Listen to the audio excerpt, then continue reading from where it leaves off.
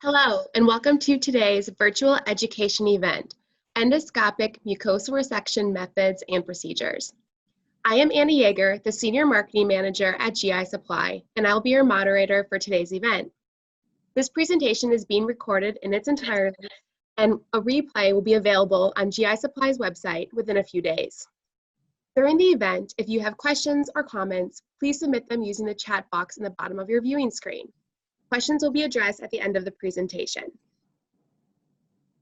Today, we have over 2,100 registered attendees from more than 15 countries joining us, and we are honored to present today's speaker, Dr. Mouen Khashab. Dr. Khashab is an Associate Professor of Medicine at Johns Hopkins Hospital and is the Director of Therapeutic Endoscopy in the Division of Gastroenterology and Hepatology at Johns Hopkins. He is nationally and internationally known in the field of interventional endoscopy and has contributed immensely in recent years to the advancement of interventional endoscopy as a minimally invasive means to treat of various gastrointestinal and pancreatic biliary disorders. He is also a very busy researcher and has been industrious in the field, publishing more than 425 papers in peer-reviewed journals. Dr. Khashab is a highly sought-after speaker at national and international conferences and has participated in multiple live endoscopy conferences. His major interest is in new technology and medical devices as he directs the Animal Research Laboratory at Hopkins, which is dedicated for these purposes.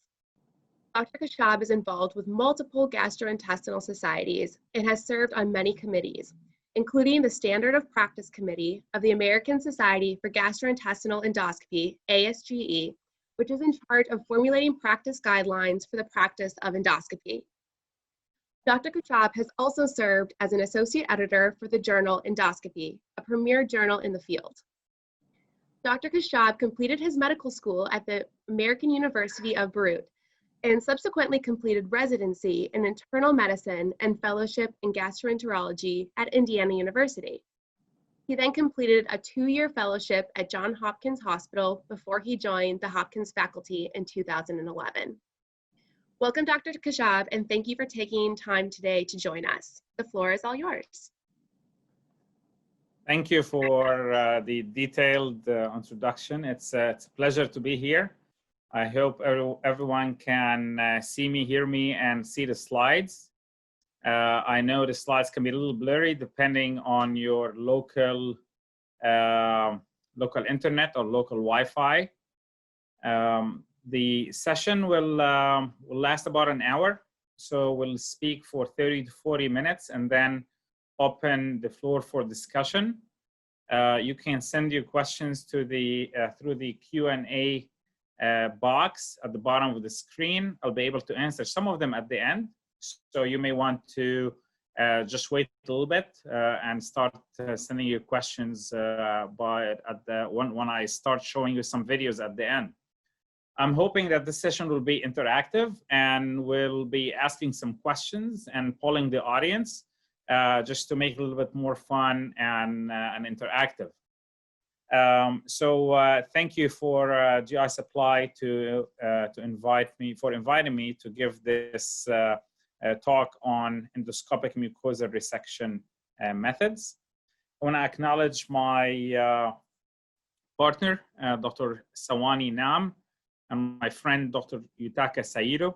I'm using multiple of their slides. They're experts in the field, and they have published immensely on EMR and ESD. This is a disclaimer from GI Supply, and this presentation will be available later on their website. So these are the learning objectives for this presentation. Very important is really to learn and understand how to assess colorectal lesions, and then what are the indications for EMR and ESD. We'll talk a little bit about outcomes of these techniques, and then I'll show you some EMR and ESD cases using the Everlift gel that is made by GI Supply and recently received FDA approval for use. Assessment of colonic polyps for treatment strategy. How can we assess polyps morphology, pit pattern, shape for appropriateness for endoscopic resection? And then if the polyp is appropriate, what's the best strategy? Is it endoscopic mucosal resection or is it endoscopic submucosal dissection? So we need to know, is the polyp cancerous or not? And if it's cancerous, how deep does it invade into the submucosa or deeper? And that determines if piecemeal resection is appropriate, or do we have to perform en bloc resection?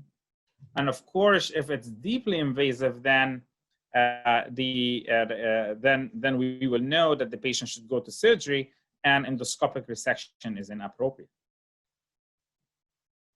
So for these early colon cancers, or only superficially invading colon cancer, the definition of superficial invasion is superficial submucosal invasion by less than 1,000 microns into the submucosa.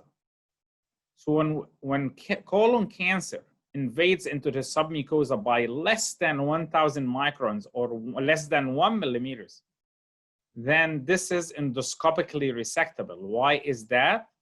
Because the risk of lymph node metastasis is very low, less than 1%. When colon cancer invades deeper into the submucosa, we call it SM2 and SM3, then the risk of nodal metastasis will be significantly higher. And these lesions are inappropriate for endoscopic resection. These patients should undergo surgical resection with lymph node dissection because the risk of lymph node metastasis is high. So it is important to understand the depth of invasion by looking at the polyp. And this is what we will be talking about. How can we look at the polyp and understand or estimate the depth of invasion? Is that an SM1 cancer, or is it deeper? There's deeper invasion.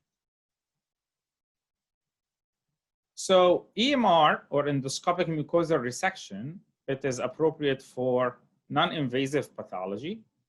If you have intramucosal cancer or cancer that's superficially invading the submucosa, or SM1, as we already discussed, then these lesions should undergo endoscopic submucosal dissection. If there is deeper invasion into the submucosa or beyond, then these patients should go for surgery. Also, if there is positive excision margin, you perform resection and there is a positive margin, or there is evidence of lymphovascular invasion, or there is poor differentiation on pathology, also these patients should undergo surgery. These are the Japanese criteria for endoscopic resectability of colorectal cancer. And here we're talking about depth and pathology. So if we have T1 cancer with SM invasion, superficial SM invasion, or suspected superficial SM invasion, these patients should undergo endoscopic en bloc resection if it's possible. And then pathologic diagnosis is very important. Then we move to pathologic diagnosis. If there is positive vertical margin, these patients should go to surgery. If the pathology is favorable, which means it is adenocarcinoma that is well differentiated, depth of invasion less than 1,000 microns, no vascular invasion, then this patient, we consider them as adequately managed with endoscopic resection. So the resection was curative, and these patients should undergo surveillance. We already spoke about positive margin, they go to surgery, but also if pathology is unfavorable, poor differentiation, signet ring, or depth of invasion on pathology is more than 1,000 microns, or there's vascular or lymphovascular invasion, then these patients should go for surgery. So initially, we're looking at the polyp. We determine this is appropriate for endoscopic resection or not. If we think it's appropriate, we go with it with en-bloc resection. And then the next step is looking at pathology and checking if the polyp continues to be appropriate for a purely endoscopic approach. So let's talk about assessment of colon polyps. We look at the size, 10 to 20 millimeters usually. You can manage with endoscopic mucosal resection, because even if there's superficial cancer in these polyps, you can do en-bloc resection with EMR. When it is more than 20 millimeter, usually it's either piecemeal EMR or ESD. We'll be talking in details about Paris classification and lateral spreading tumors. So this is the Paris classification. Everybody who does resection should know this. Pedunculated lesions, 1P, protruding lesions or sessile lesions, 1S. And these are the non-polypoid lesions, the laterally spreading tumors. So any of these lesions, when they are larger than 10 millimeters in size, then we call them lateral spreading tumors. If they're slightly elevated, Paris 2A, flat 2B, slightly depressed 2C, and excavated or ulcerated lesions, these are 3. Polypoid 1P or Paris 1P, Paris 1S, typically benign lesions, and these should undergo endoscopic mucosal resection. Once we go to the lateral spreading tumors, 2A, 2B, mostly benign lesions. So we can do, typically we manage these lesions with simply endoscopic mucosal resection.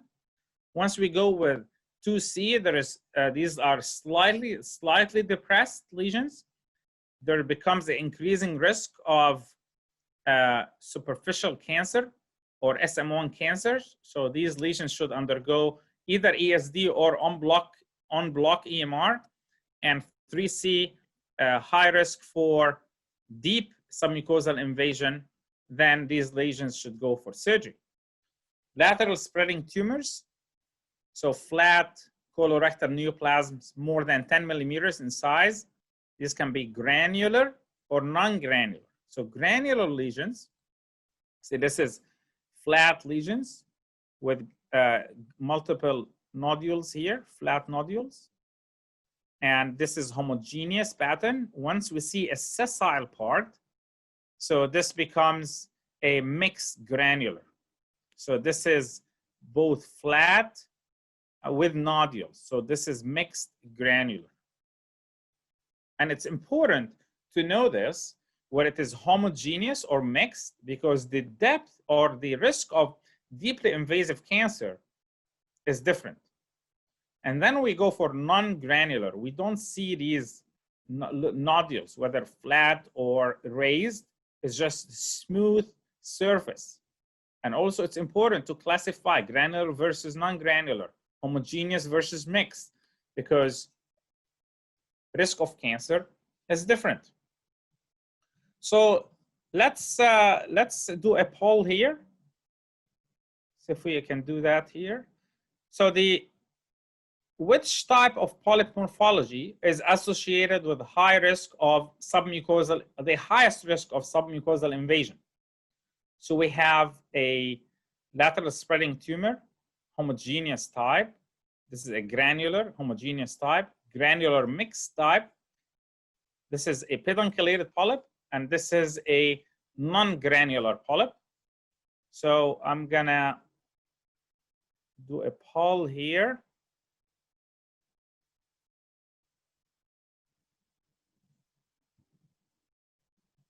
Okay, so go ahead and answer the poll, please.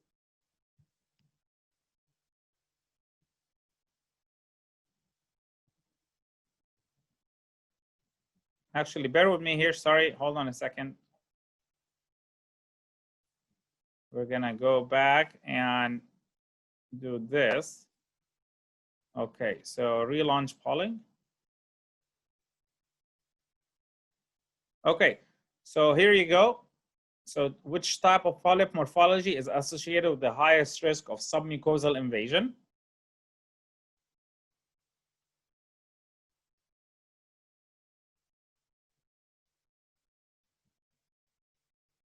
Okay, so let me show you the results.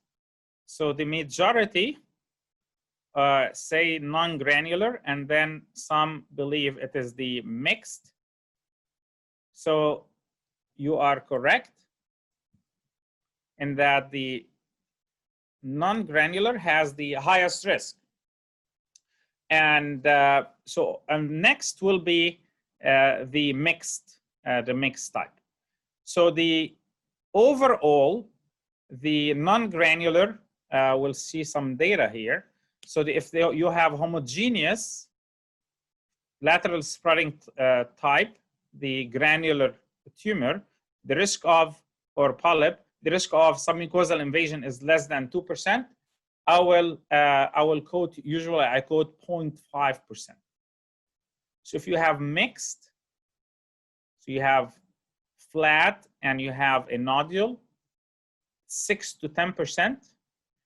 The location of the polyp matters.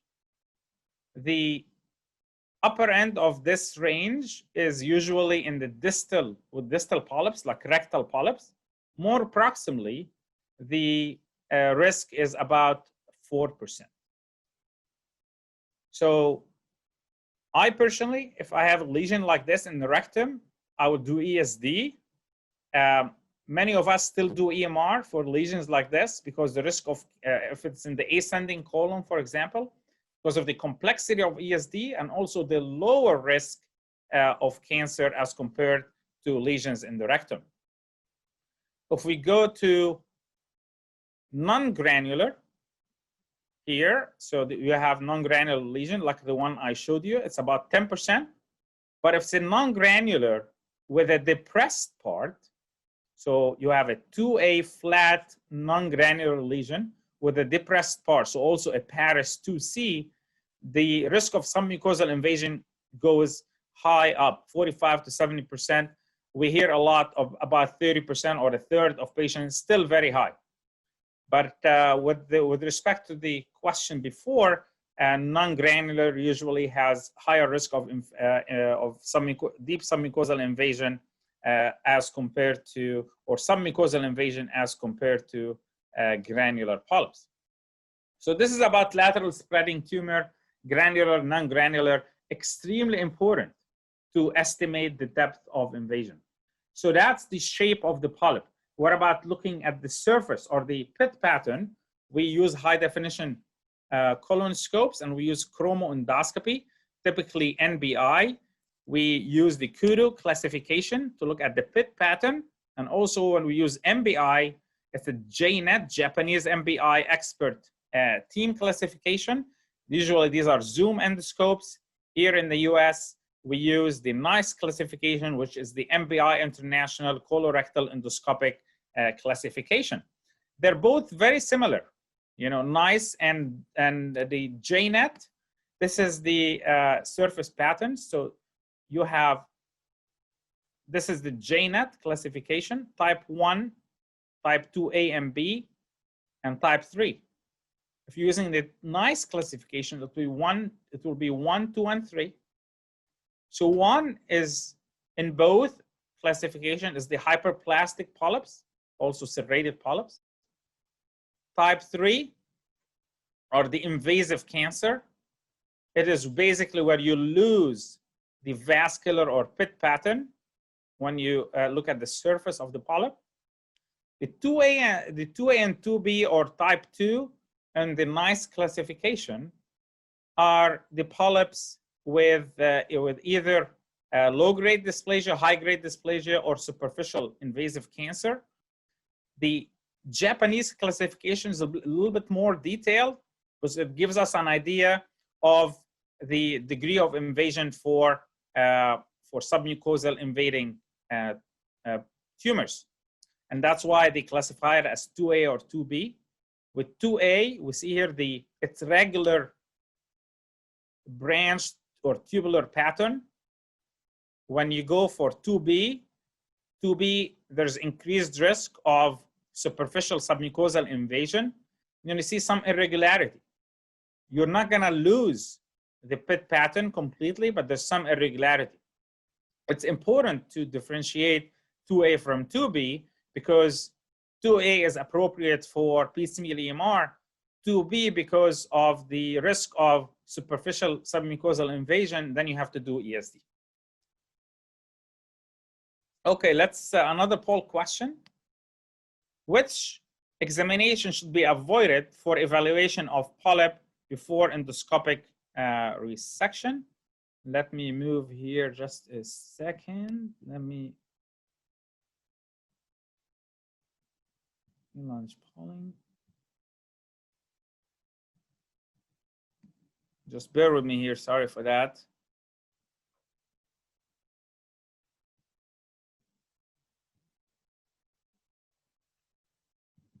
Not sure how to move to the next question. Let's see again. So these are the results for the first one. Dr. Khashab, if you drop down right there, yeah. All right, so let's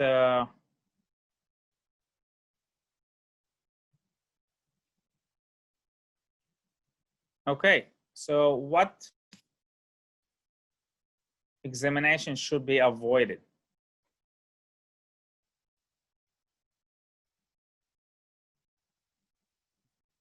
Chromoendoscopy, MBI, EUS, biopsy, and tattoo.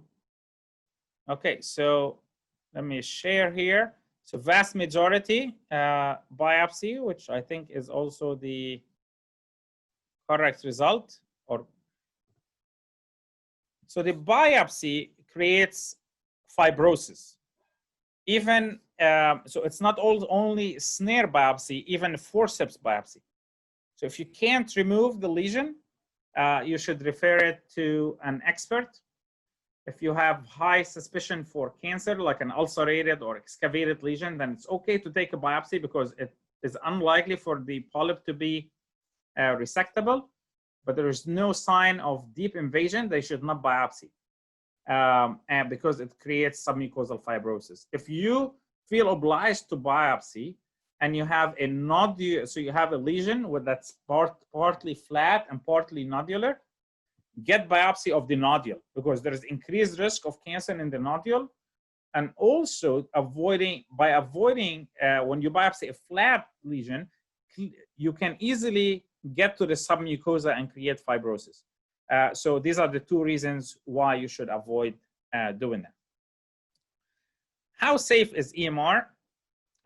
Success more than 90-95% of the cases. The main issue with EMR or piecemeal EMR for large polyps, so once polyps are larger than 20 millimeters, then resection is piecemeal.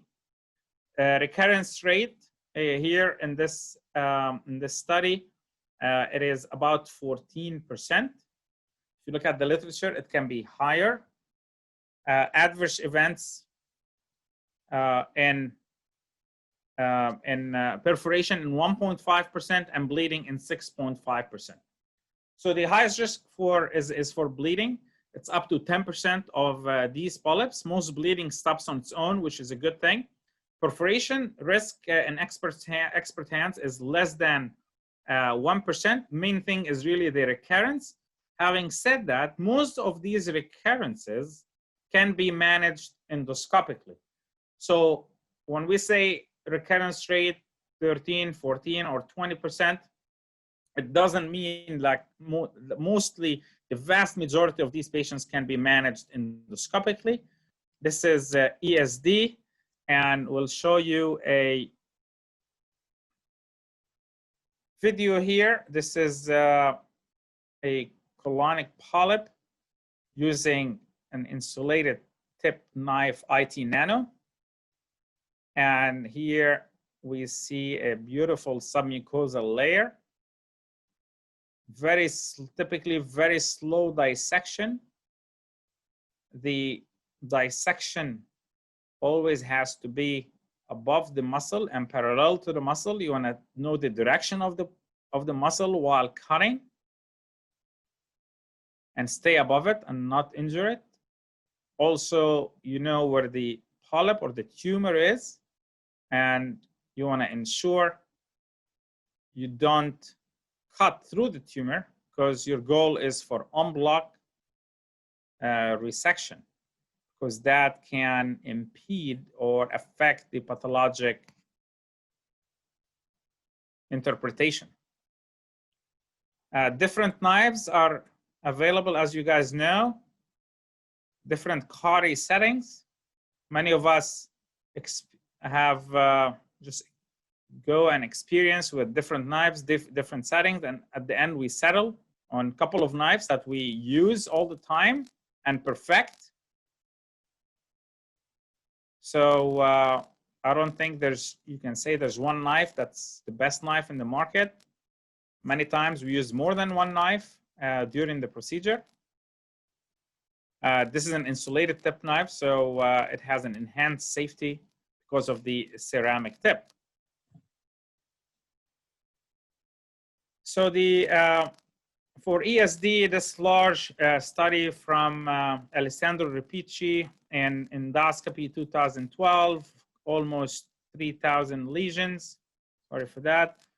En bloc resection, 96%. R0 resection, 88%. Very impressive results. Look at the local recurrence, less than 1%. This is Japanese data from Dr. Sairo on more than 1,500 colorectal ESDs, and en bloc resection 95%, R0 resection 82%, organ preservation 91%, bleeding 3.8%. So expect less post-procedure bleeding than endoscopic mucosal resection. Expect a higher perforation rate than endoscopic mucosal resection. Most of these perforations can be closed intraoperatively with clips.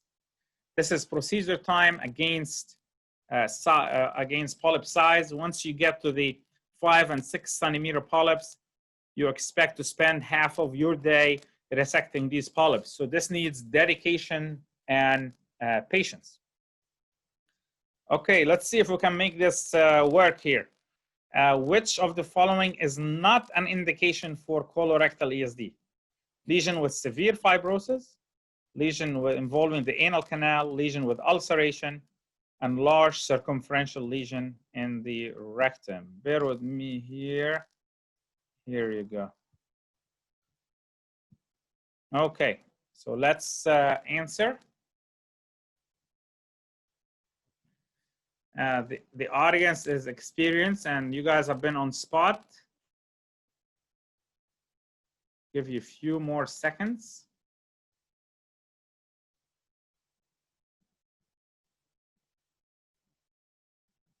Okay, so I'll share the results. So again, most of you agree that it is lesion with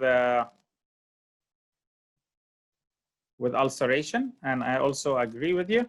So as we talked about with the Paris classification, once you have a lesion with ulcer, that's a Paris 3 lesion. So there's a very high risk of deep invasion, either deep submucosal invasion or invasion beyond the submucosa. And these are not appropriate for endoscopic management because of the high risk for lymph node metastasis. We can resect lesions with submucosal fibrosis. Actually, it is one of the indications for ESD, such as patients with prior resection attempts or patients with inflammatory bowel disease. Lesions involving the anal canal have been reported with success. Circumferential lesions in the rectum also reported with success. The risk of rectal stenosis with circumferential lesions is low because the rectum is wide. So a couple of cases here before we move to the videos using Everlift solution. This is a 5 centimeter polyp in the rectum. And here we see just a close view, a magnified view. So this is a Paris 2A lesion. It's homogeneous. We don't see large nodules. It's in the rectum. So what do you guys want to do? Let's do another poll. So, okay. So let's vote EMR, ESD, or surgery. I think we're going to have more mixed opinions about this.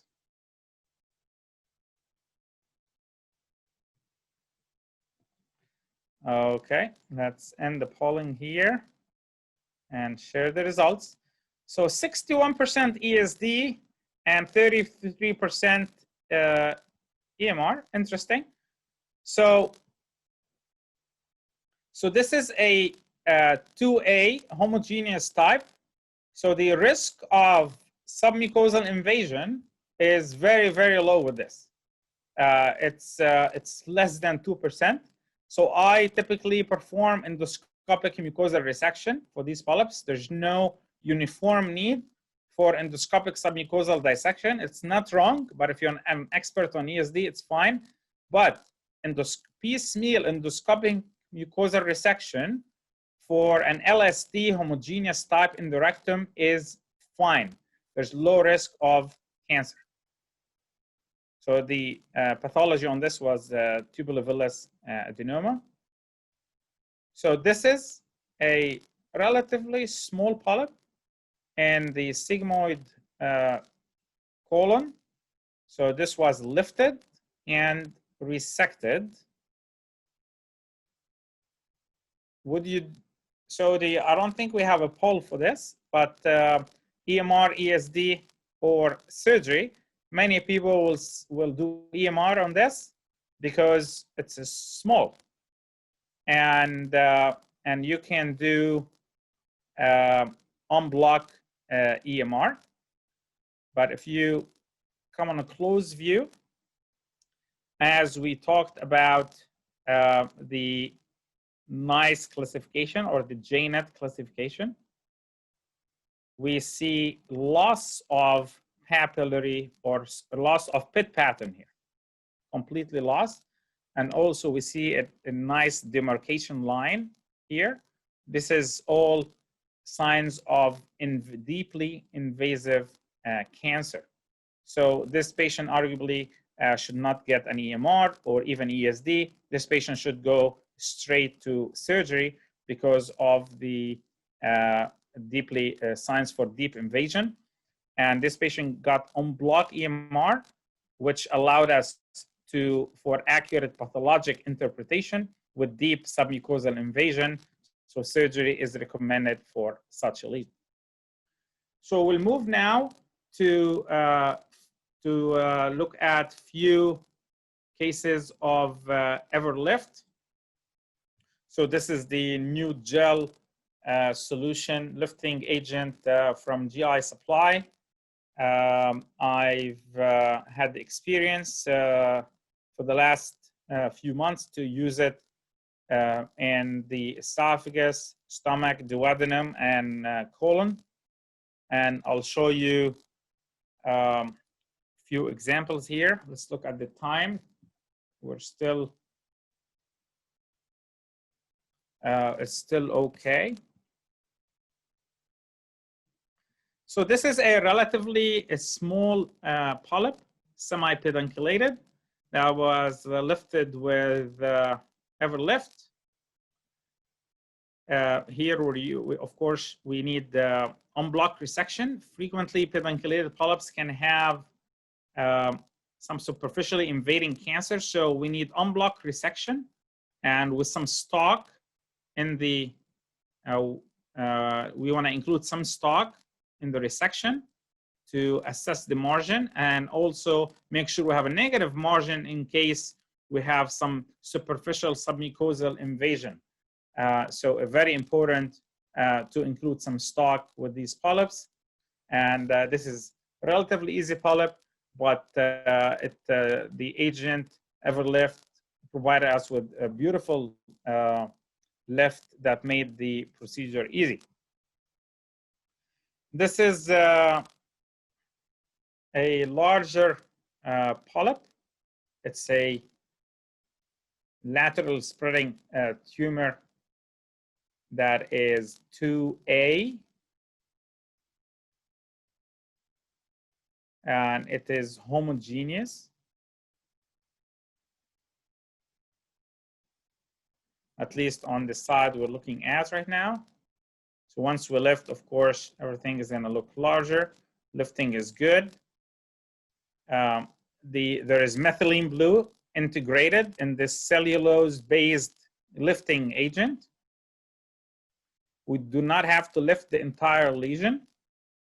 We start on one side and move along. We need to have a resection plan. I typically use a 20mm snare.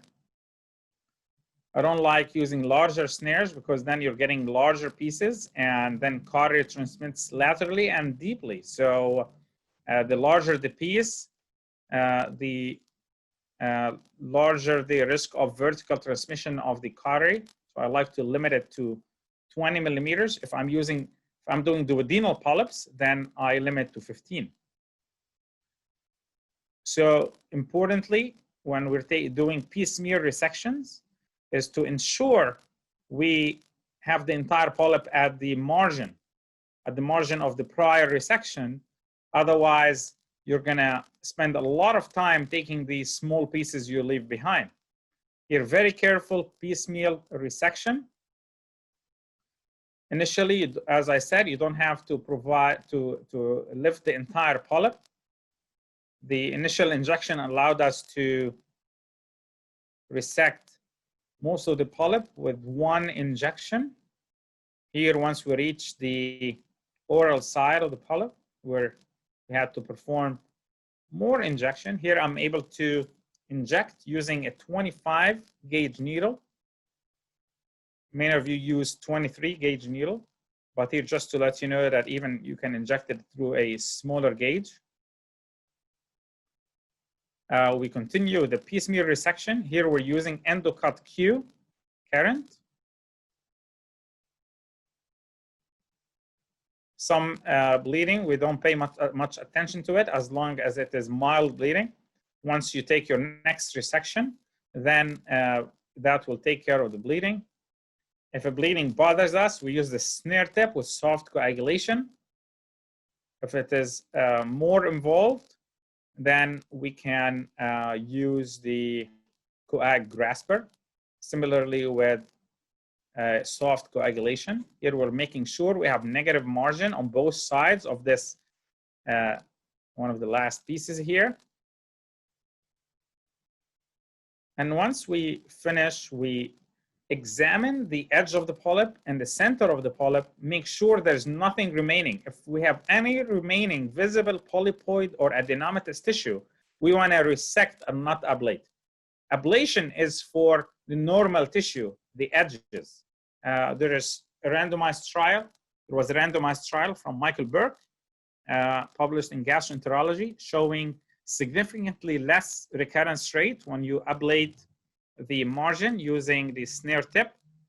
Recently at UEGW, another study was also presented with similar outcome. So now we have two randomized trials showing less recurrence with soft coagulation. So I think many of us are using this on a standard basis. Another challenging polyp here, this one, the positioning was challenging. And so perfect polyp for Everlift. So this polyp, I felt it did have some nodules. So this was a 2A1S lesion.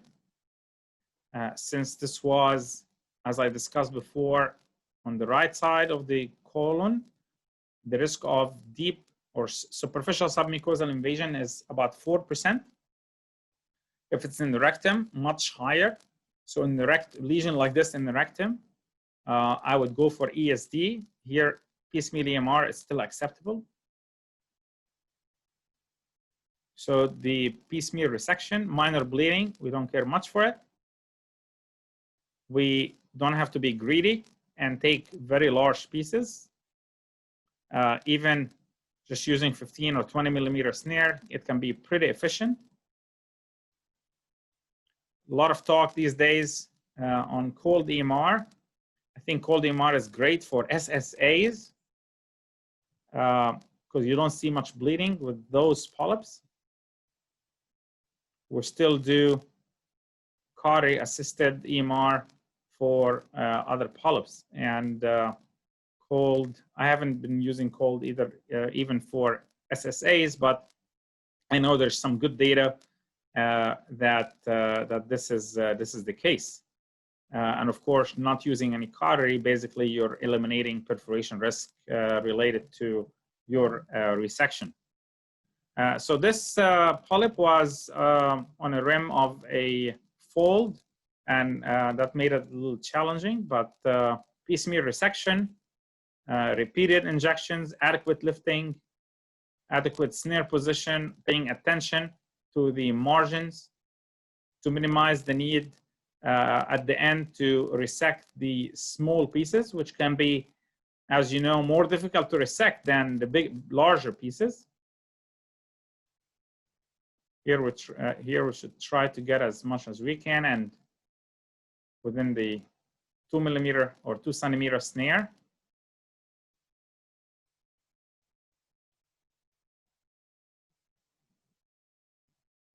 I like to use an adult colonoscope for these resections because it allows us to suction better with the snare in place, to clean around us, to, you know, when we're suctioning water or fluid, and also when you need to, when there is not much lifting of a piece, then you need to suction that polyp within the snare.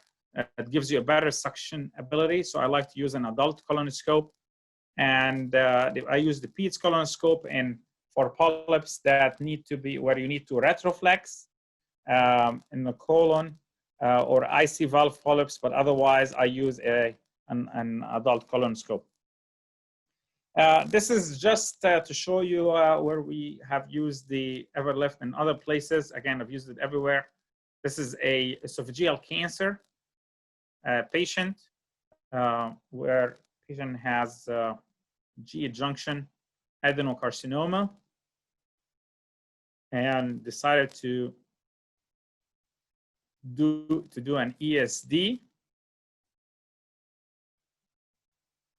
So these polyps should usually they're resected in forward view, but all for the proximal part and in retroflexion for the gastric part.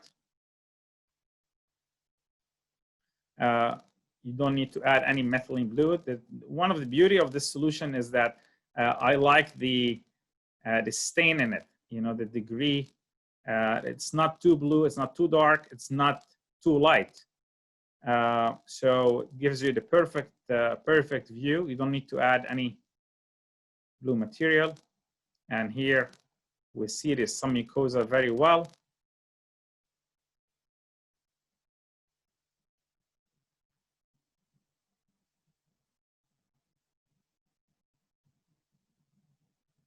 And we are able, because it's not too dark, able to see the small vessels, because sometimes we have to either slow the resection or change our settings when we go through vessels.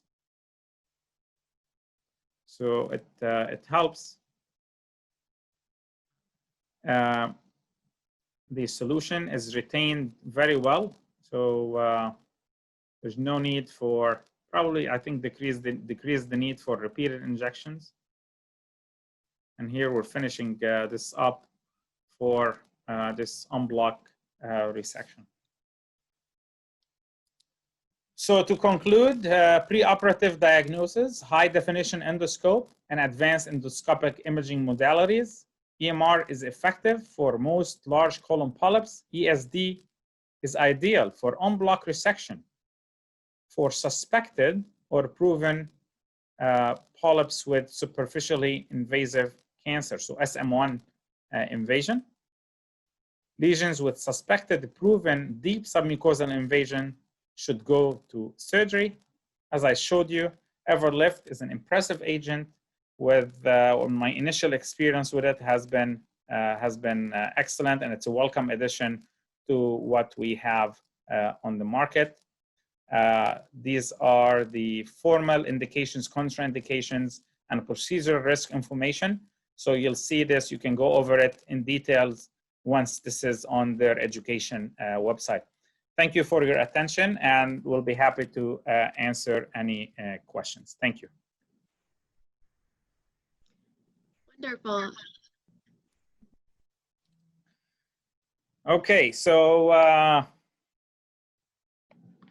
Wonderful. Thank you, Dr. Khashab, for this informative presentation on endoscopic mucosal resection methods and procedures. As you just mentioned, we will move to our Q&A portion. So if you haven't already done so, if you could please just submit any and all questions using the Q&A chat box at the bottom of your screen.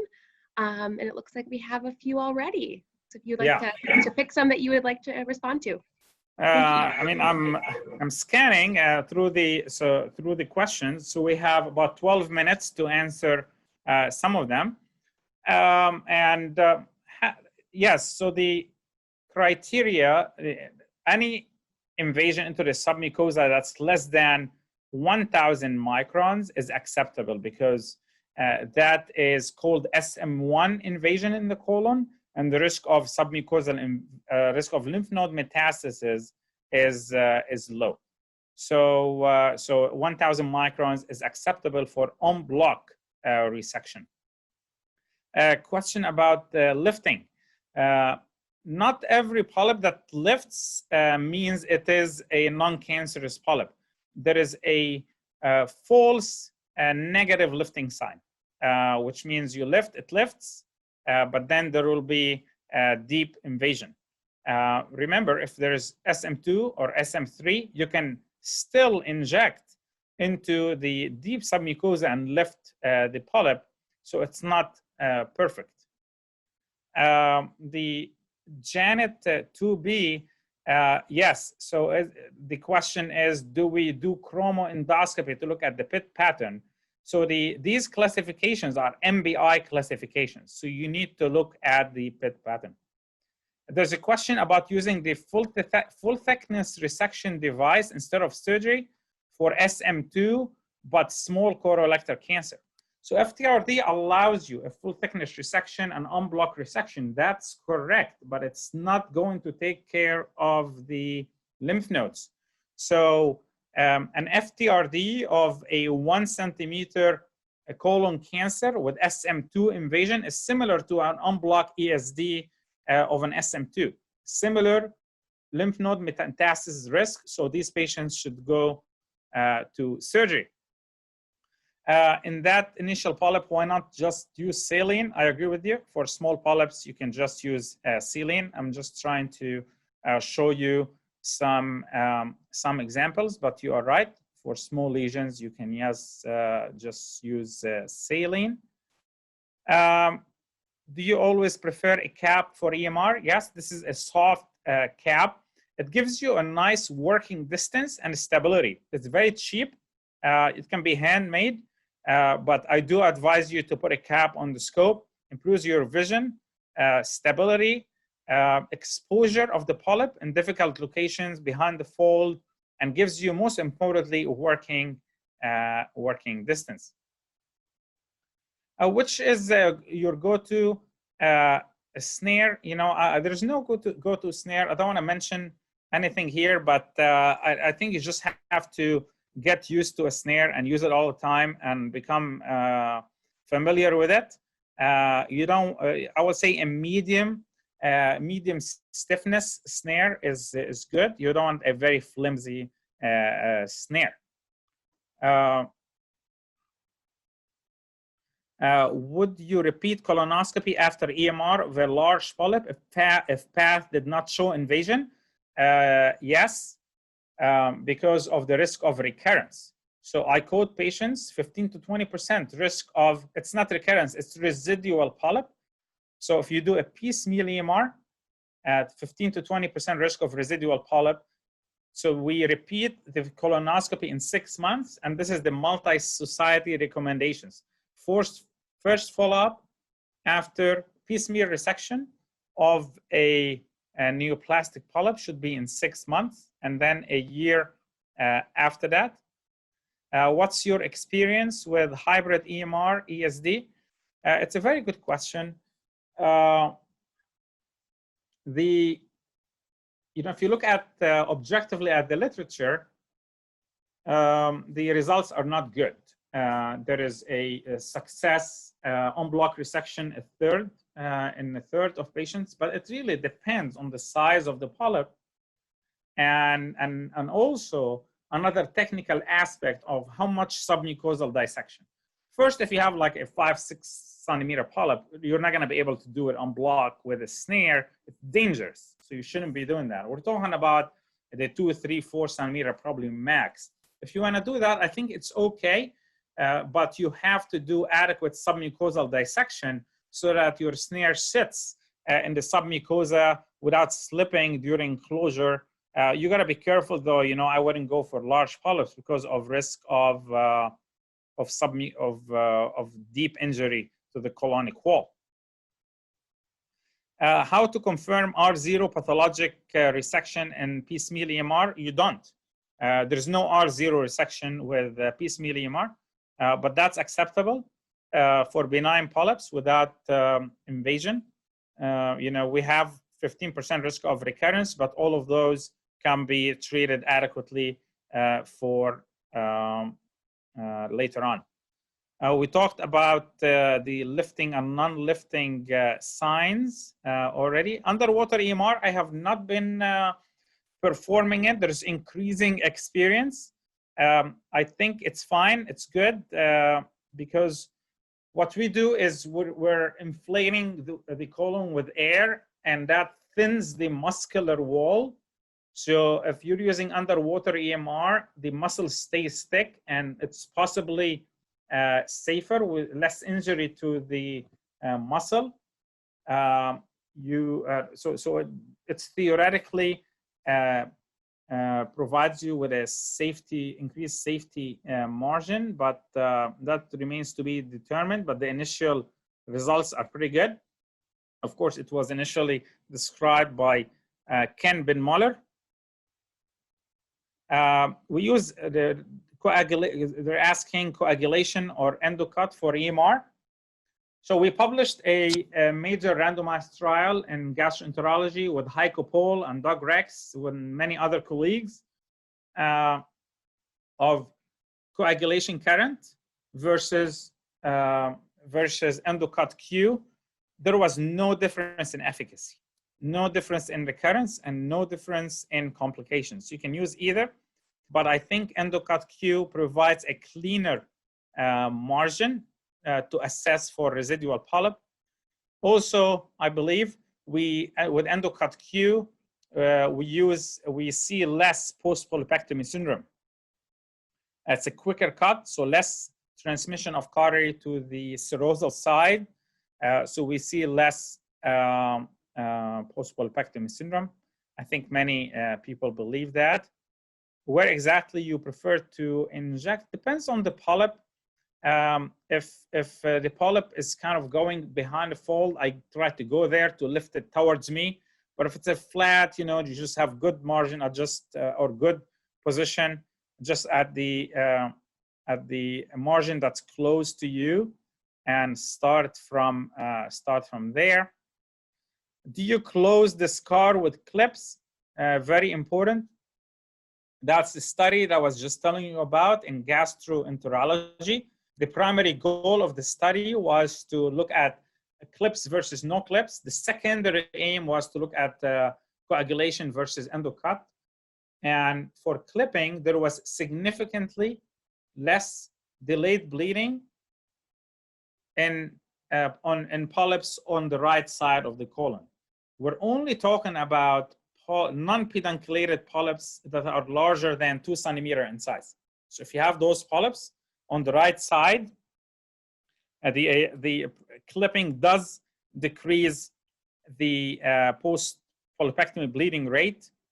Do you prophylactically coagulate visible vessels? That has been studied and in a randomized trial, and that does not result in decreased delayed bleeding risk. Antispasmodics in the colon, we don't have Buscopan in the US that it can work on the colon. So if you have that, that's good. Here in the US, we have glucagon. It doesn't work as well. We use it for the upper digestive tract. It works better. There is a question, how can you differentiate deep submucosal invasion from superficial invasion? I think we talked enough about that. So pit pattern, shape, etc. So this, I think this presentation is going to help you differentiate, and this will be posted on the website. So please review that. Then let's see if we have any other questions. Many avulsion, hot biopsy avulsion. Yes. So if you are doing an EMR on a polyp and there is a small part that you can't resect, you know, the suck and snare techniques, you have a cap on your scope. You open the snare and suction that scarred part of the polyp into the snare. So it comes into the cap and then you close the snare. So that's the suck and snare technique. It works very well. You have to use an adult colonoscope. That's probably your best bet in these polyps. If that doesn't work, then you can use the hot avulsion, basically hot biopsy forceps. You can use either pure cut current or endocut Q. Some people use endocut I current. We talked about the FTR-RD. We talked about PEDS versus adult colonoscopes in the colon. I think people are still asking about depth of invasion and clips, etc., and Caury settings. So we covered all of that. That's good. So I think everybody is interested in the same question. So I'm hoping that I answered most of your questions. It's a pleasure to be here, and glad this was interactive, and I hope you gained much understanding on colon EMR and ESD and indications for endoscopic resection. And I hope I showed you some nice videos about on Everlift solution. Thank you for being here, and hope to see you around very soon. Have a good day. Bye-bye.